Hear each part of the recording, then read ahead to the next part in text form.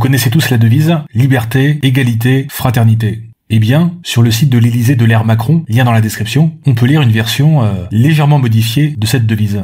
Liberté, fraternité, égalité des chances. Alors, ça n'a l'air de rien comme ça, mais cette nuance a des implications assez importantes sur la manière dont on envisage l'organisation de la société. Bon, déjà, je vous rassure, je ne suis pas pour l'inégalité des chances. Par exemple, si, dans une même université, certains étudiants peuvent se consacrer à 100% à leurs études, alors que d'autres doivent travailler le soir chez McDo pour payer leur loyer, c'est pas très l'égalité des chances. Et ce serait mieux si c'était moins le cas.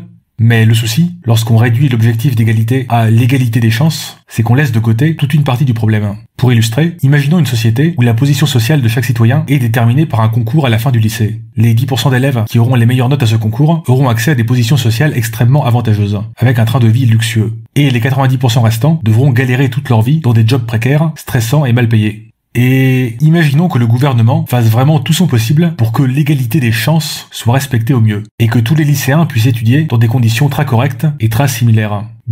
Même s'il y a égalité des chances avant le concours, le fait est que les positions sociales disponibles sont extrêmement inégalitaires. Donc, si, au final, on se retrouve avec une société hyper inégalitaire, ça nous fait une belle jambe qu'il y ait eu égalité des chances au départ, même si c'est toujours mieux que si c'était pas le cas. Alors là, certains vont peut-être s'inquiéter. Est-ce que je suggère d'aller vers une société parfaitement égalitaire? Est-ce que ce ne serait pas un peu dystopique? Alors, on pourrait en discuter, mais c'est pas le sujet ici. Ce que je suggère, ce serait d'aller vers une société où il y a moins d'écart entre les positions les plus avantageuses et les positions les moins avantageuses. Ouais, par exemple, une société où les plus fortunés auraient au plus une seule résidence secondaire et où les plus précaires ne stresseraient pas pour boucler leur fin de mois. Ce serait déjà une première étape.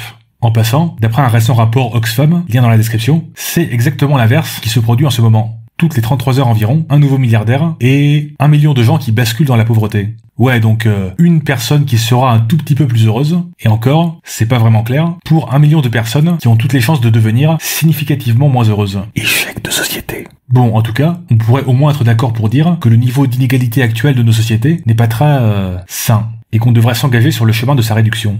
Bref, l'égalité des chances, c'est bien, mais ce n'est qu'un aspect de l'idée d'égalité. Et si on veut être à la hauteur de la devise « Liberté, égalité, fraternité », on devrait également viser une société plus égalitaire en bout de course. Alors, que pensez-vous de tout ça? N'hésitez pas à le dire en commentaire.